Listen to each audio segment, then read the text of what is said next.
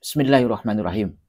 Untuk para mukimat-mukimat di seluruh Nusantara, ingat ya, Indonesia ini dimerdekakan karena persatuan. Kalian teriak-teriak NKRI harga mati, NKRI harga mati. Ada NKRI Negara Kesatuan Republik Indonesia, itu karena dimerdekakan atas dasar persatuan. Sama-sama mengusir penjajah. Ingat, dulu yang menjadi jongos-jongos Belanda, yang menjadi antek-antek Belanda, yang menjadi pengkhianat-pengkhianat para pejuang-pejuang, siapa? Pribumi. Banyak juga pribumi yang menjadi pengkhianat, menjadi jongos-jongos penjajah di kala waktu perjuangan merebut kemerdekaan Indonesia ini. Mulut-mulut kalian teriaknya NKRI harga mati, Pancasila harga mati. Ya. Sejak kapan NKRI harga mati ini dibangun atas pondasi perpecahan dan rasisme? Tidak ada. Justru kalau kita mau ingat sejarah, mau jujur terhadap sejarah sejak berdirinya bangsa ini, NKRI ini terwujud karena kerajaan-kerajaan di Nusantara ini, kerajaan-kerajaan yang sudah ada sebelum Indonesia ini ada, mereka raja-raja, mereka para kesultanan, mereka merelakan diri untuk bergabung menjadi negara kesatuan Republik Indonesia. Dan ingat, Indonesia ini bukan hanya tanah Jawa, ya. Indonesia ini bukan hanya di Jawa Tengah, Jawa Timur, Jawa Barat, bukan. Indonesia ini luas. Indonesia ini negara terbesar, negara terluas untuk saat ini. Memiliki 3 waktu, ya. Jadi ingat, Indonesia ini bukan hanya tanah Jawa. Jadi kalian ini jangan sok rasis, ya. Merasa paling memiliki Indonesia, merasa paling memiliki NKRI. Seakan-akan kalian ini satu-satunya pembela NKRI. Mikir. Yang bertentangan dan membahayakan Pancasila, membahayakan negara kesatuan Republik Indonesia itu adalah para koruptor-koruptor yang merampok uang-uang negara yang diambil dari pajak rakyat.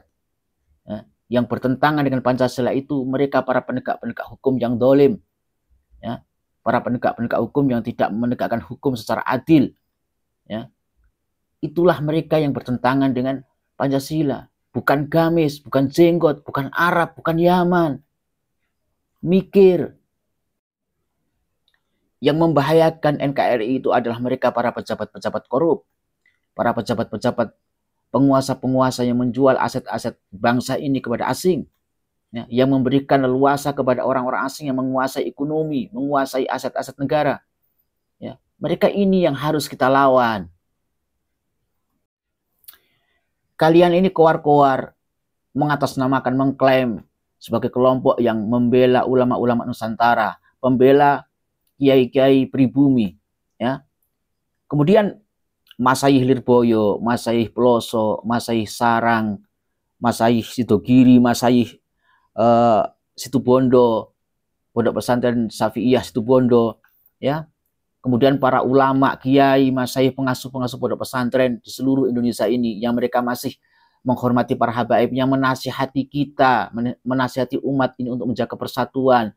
Kalian sebut sebagai jongos Ba'alawi, kalian sebut sebagai budak Yaman. Jadi sebenarnya kalian ini membela ulama Nusantara atau membela PKI. Sejak zaman dulu, komunis itu anti dengan Islam. Benci dengan pondok pesantren, benci dengan kiai, benci dengan ulama. Para PKI, para gerwani, para simpatisan PKI di kala itu sejarahnya, ya. Kalau melihat santri itu disebut sebagai jonggosnya kiai. Karena ada santri yang merumput untuk kiainya, mencarikan kayu bakar untuk kiainya, ya, yang munduk-munduk kepada kiainya, yang takdim kepada kiainya disebut sebagai budak dan jonggosnya kiai. Itu kelakuannya PKI. Kemudian kalian ini yang merasa bangga dengan simbol NU-nya, koar-koar di belakangnya ada simbol NU. Kalian sadar tidak? Ya, pengurus PBNU kalian sebut jonggosnya Ba'alawi. Bahkan Rois Am PBNU kalian sebut sebagai budak Ba'alawi. Jadi kesimpulannya, kalau menurut saya, analisa saya secara pribadi ya, coba dicek kalau salah.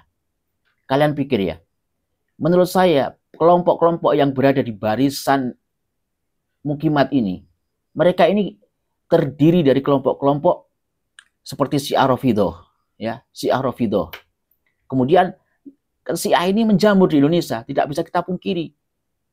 Banyak Syiahnya di Indonesia ini. Kemudian Wahabi yang ekstremis, para Wahabi yang anti tabaruk, anti tawasul, ya.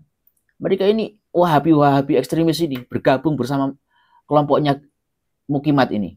Kemudian lagi anak cucu Gerwani, anak cucu PKI, ya, yang mereka punya dendam, ya, karena dulu pernah di bumi hanguskan, pernah dibantai oleh kaum muslimin, nenek moyangnya.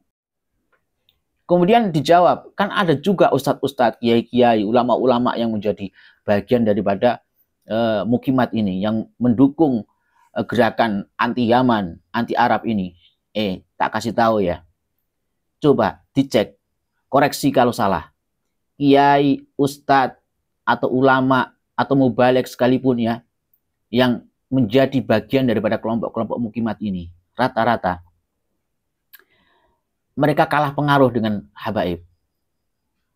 Jamaahnya kalah dengan jamaahnya para habaib. Umat ini lebih cenderung memilih bersama jamaahnya ataupun kelompoknya para habaib daripada mengikuti kajian-kajian para kiai-kiai Nusantara sendiri.